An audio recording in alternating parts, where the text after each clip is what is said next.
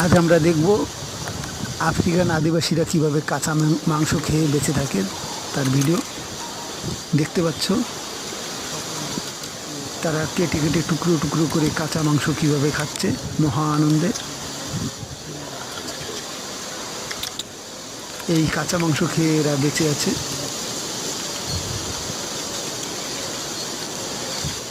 কত সহজেই খেয়ে নিচ্ছে কাঁচা মাংস।